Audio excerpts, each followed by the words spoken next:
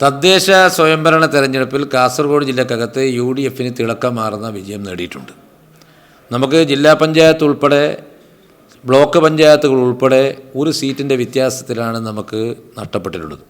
സ്വാഭാവികമായും അവിടെയെല്ലാം പരിശോധിക്കുമ്പോഴും തോറ്റ സീറ്റുകളിലും ചെറിയ വോട്ടിൻ്റെ 250-നും 300 വോട്ടിന് താഴെയാണ് നമുക്ക് ചെറിയ വോട്ടുകളുടെ വ്യത്യാസത്തിലാണ് ഡിവിഷനുകൾ പോയിട്ടുള്ളത്.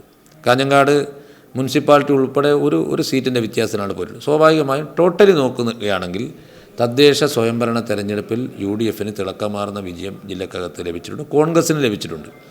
ആ ഒരു തിളക്കമാർന്ന വിജയത്തിൽ തന്നെയാണ് നമ്മെ സംബന്ധിച്ചിടത്തോളം വരാൻ പോകുന്ന നിയമസഭാ തെരഞ്ഞെടുപ്പിൽ നമുക്ക് വലിയ വിജയപ്രതീക്ഷയുള്ളത്. മഞ്ചേശ്വരവും കാസർഗോഡും വലിയ വോട്ടിന് UDF എന്തായാലും വിജയിക്കും. അതോടൊപ്പം തന്നെ ഉദുമ നിയോജക മണ്ഡലത്തിലും ഇപ്പോൾ CPMൻ്റെ കൈകളിലുള്ള മണ്ഡലം UDF തിരിച്ചു പിടിക്കും. രാഷ്ട്രീയപരമായി തദ്ദേശ സ്വയംഭരണ തെരഞ്ഞെടുപ്പിൽ UDFൻ്റെ ശക്തി കേന്ദ്രമായ ദേലമ്പാടിയിലും അതുപോലെ തന്നെ ബേഡെടുക്ക പഞ്ചായത്ത് ഉൾപ്പെടെ നമുക്ക് വലിയ രാഷ്ട്രീയ വിജയമുണ്ടായിട്ടുണ്ട്. അതിന് പുറമെ ഉദുമ പഞ്ചായത്ത് UDFൻ്റെ കൈകളിൽ വന്നു. പിന്നെ പള്ളിക്കര പഞ്ചായത്തെ സംബന്ധിച്ചിടത്തോളം ഒരു സീറ്റിൻ്റെ വ്യത്യാസത്തിലാണ് നമുക്ക് പഞ്ചായത്ത് നഷ്ടപ്പെട്ടിട്ടുള്ളത്. ഇവിടെ പുല്ലൂർ പെരിയ പഞ്ചായത്ത് വൈസ് പ്രസിഡൻറ്റ് UDFന് ലഭിച്ചു, കോൺഗ്രസ്സിന് ലഭിച്ചു.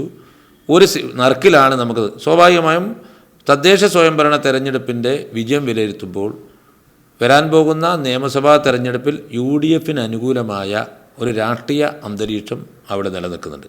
അതുകൊണ്ട് തന്നെയാണ് പിന്നെ ഉദുമ നിയോജക മണ്ഡലത്തിൻ്റെ ചരിത്രം പല തെരഞ്ഞെടുപ്പുകളിലും നമ്മൾ ചെറിയ വോട്ടുകൾക്കാണ് അവിടെ പരാജയപ്പെട്ടിട്ടുള്ളത്.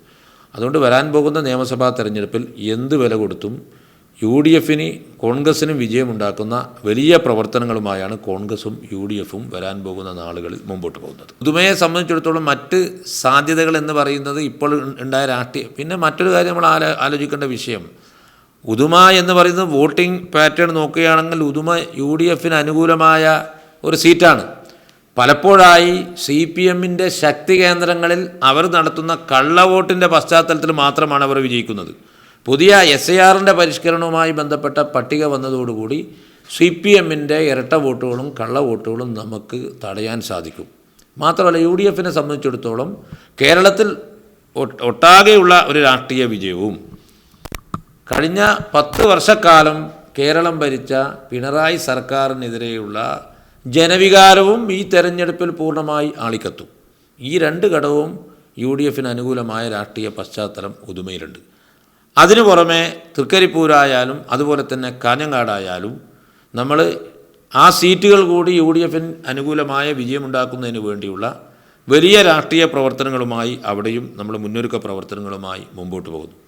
സ്വാഭാവികമായും വയനാട് നടന്ന ക്യാമ്പിൻ്റെ ലക്ഷ്യം തന്നെ നമുക്ക് താഴെത്തട്ടിലുള്ള നമ്മുടെ പ്രവർത്തനങ്ങൾ ശക്തമാക്കി കോൺഗ്രസും UDFൻ്റെയും പ്രവർത്തനങ്ങൾ, മുന്നൊരുക്ക പ്രവർത്തനങ്ങൾ, തദ്ദേശ സ്വയംഭരണ തെരഞ്ഞെടുപ്പിന് മുമ്പ് നടത്തിയതുപോലെയുള്ള മുന്നൊരുക്ക പ്രവർത്തനങ്ങൾ വളരെ അടുക്കും ചിട്ടയോടും കൂടി മുന്നൊരുക്ക പ്രവർത്തനങ്ങൾ നടത്തി ഈ 5 മണ്ഡലങ്ങളിലും ഒരു വിജയപ്രതീക്ഷയോടുകൂടിയുള്ള 3 മണ്ഡലം തിരിച്ചു പിടിക്കുന്നതോടൊപ്പം 2 മണ്ഡലം നിലനിർത്തുന്നതോടൊപ്പം തന്നെ ഉദുമ തിരിച്ചു പിടിക്കുന്നതോടൊപ്പം തന്നെ തൃക്കരിപ്പൂരും അതുപോലെ തന്നെ കാഞ്ഞങ്ങാടും വിജയത്തിലേക്ക് എത്തിക്കുന്നതിന് വേണ്ടിയുള്ള വലിയ മുന്നൊരുക്ക പ്രവർത്തനങ്ങളും പദ്ധതികളുമായാണ് കോൺഗ്രസും UDFും മുമ്പോട്ട് പോകുന്നത്. സ്ഥാനാർത്ഥി നിർണയത്തെ സംബന്ധിച്ചിടത്തോളം വളരെ കൃത്യമായി AICCയും KPCCയും വിജയസാധ്യതയുള്ള സ്ഥാനാർത്ഥികളെ തന്നെയാണ് ഈ മണ്ഡലങ്ങളിലെല്ലാം നിർത്താൻ പോകുന്നത്.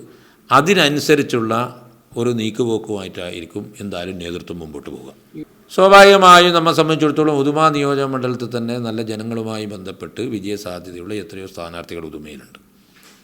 സ്വാഭാവികമായും ജില്ലാ കോൺഗ്രസ് കമ്മിറ്റി പ്രാദേശികമായി അല്ലെങ്കിൽ ആ നിയോജക മണ്ഡലത്തിലുള്ള അല്ലെങ്കിൽ ഈ ജില്ലക്കകത്തുള്ള നേതാക്കന്മാരെ തന്നെയായിരിക്കും ജില്ലാ കോൺഗ്രസ് കമ്മിറ്റി അഭിപ്രായം പറയുക. പിന്നെ AICCയും KPCCയും എടുക്കുന്ന തീരുമാനം അവസാന സ്ഥാനാർത്ഥികളെ പ്രഖ്യാപിക്കുന്ന സമയത്ത് ഏത് സ്ഥാനാർത്ഥികളെ പ്രഖ്യാപിച്ചാലും അത് അംഗീകരിച്ച് മുമ്പോട്ട് പോകേണ്ട ഉത്തരവാദിത്വം കോൺഗ്രസിനും UDF നേതൃത്വത്തിനുമുണ്ട്. സ്ഥാനാർത്ഥികളെ പ്രഖ്യാപിക്കുക AICCയും KPC നേതൃത്വമാണല്ലോ. പക്ഷേ ജില്ലാ കോൺഗ്രസ് കമ്മിറ്റി എന്നുള്ള നിലയിൽ നമ്മൾ കോൺഗ്രസ് മത്സരിക്കുന്ന സീറ്റുകളിലെല്ലാം തന്നെ അതാത് സ്ഥലങ്ങളിൽ വിജയസാധ്യതയുള്ള നേതാക്കന്മാരെ മാത്രമേ ശുപാർശ ചെയ്യൂ. നിലവിലുള്ള രാഷ്ട്രീയ സാഹചര്യം ഉപയോഗിച്ചുകൊണ്ട് CPM അവിടെ നാമാവിശേഷമായി, ബി ജെ പിയും വളരെ പുറകോട്ട് പോയി. കാരണം 8 പഞ്ചായത്തുകളിൽ 8 UDF, 4 ജില്ലാ പഞ്ചായത്ത് UDF, ബ്ലോക്ക് പഞ്ചായത്തുകൾ UDF. ബ്ലോക്ക് പഞ്ചായത്ത് കുമ്പളയിൽ ബ്ലോക്ക് പഞ്ചായത്തിൻ്റെ ഒരു മെമ്പർ കാസർഗോഡ് ബ്ലോക്ക് പഞ്ചായത്ത് കീഴിൽ വരുന്നു. അതും കൂടി കഴിഞ്ഞ പ്രാവശ്യം തോറ്റ സീറ്റും കൂടി നമുക്ക് ലഭിച്ചു. സ്വാഭാവികമായി ഈ കണക്കനുസരിച്ച് UDFൻ്റെ സമ്പൂർണ്ണ ആധിപത്യം മഞ്ചേശ്വരത്ത് വന്നു കഴിഞ്ഞു.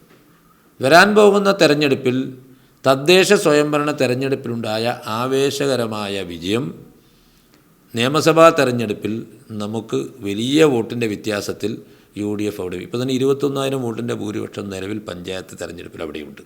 അതുകൊണ്ട് മഞ്ചേശ്വരം ഒന്നും അങ്ങനെ BJPയുടെ A ക്ലാസ് മണ്ഡലമേ അല്ല. അത് UDFൻ്റെ എന്നും UDFനോടൊപ്പം നിൽക്കുന്ന UDFൻ്റെ ഒരു മണ്ഡലമായാണ് UDF അതിനെ, കോൺഗ്രസും UDF അതിനെ കാണുന്നത്.